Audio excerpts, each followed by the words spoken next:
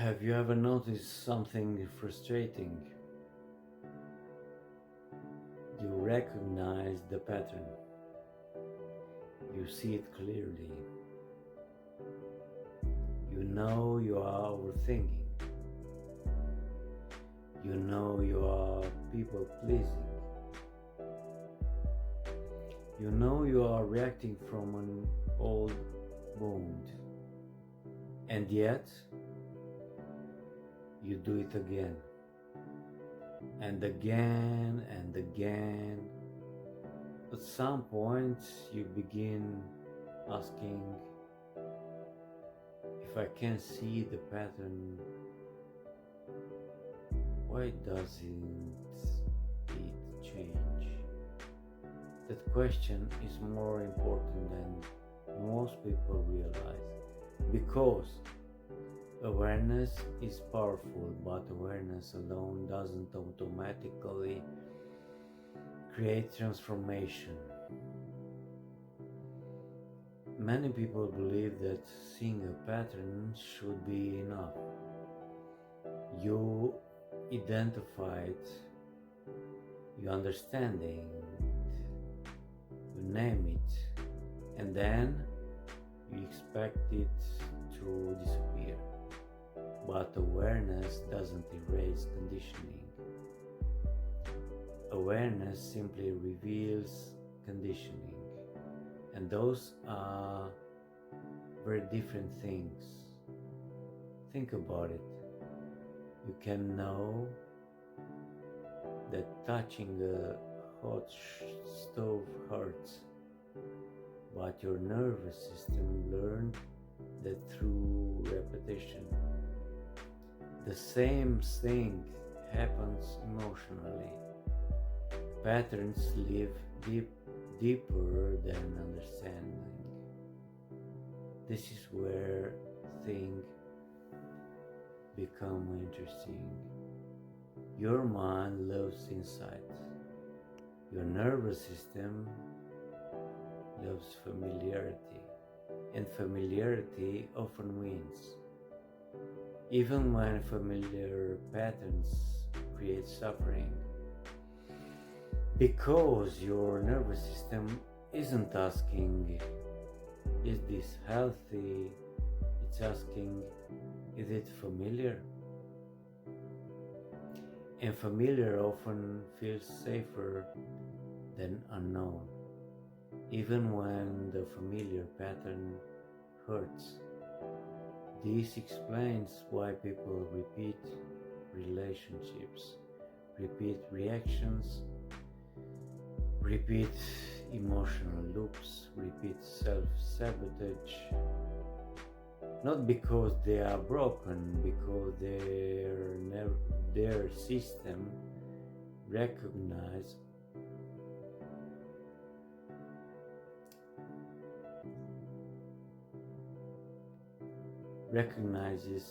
the pattern. Most people think they won't change, and consciously they do, but unconsciously part of them wants predictability, the known, the familiar, even if that familiar pattern creates pain. Why? Because uncertainty requires energy, growth requires energy.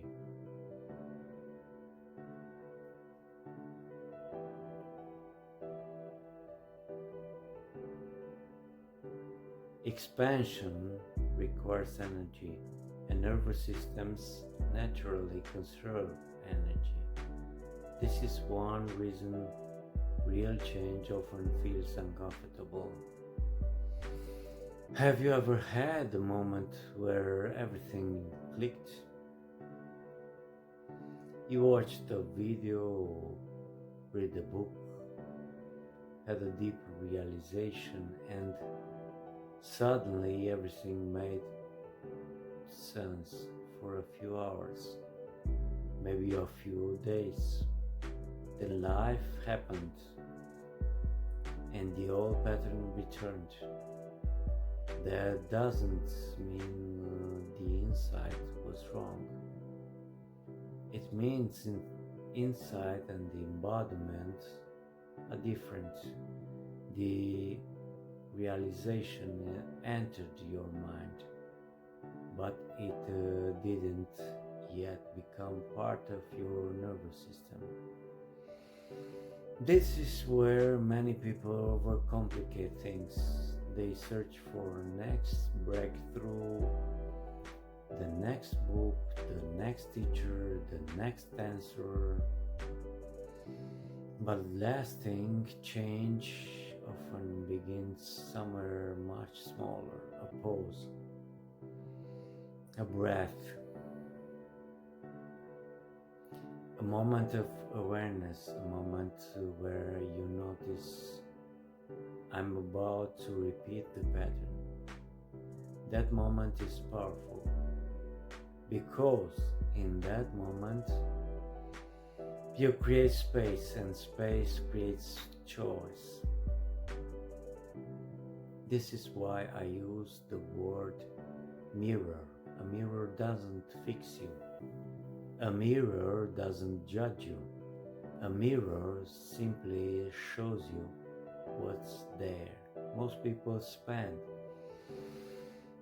years trying to change themselves.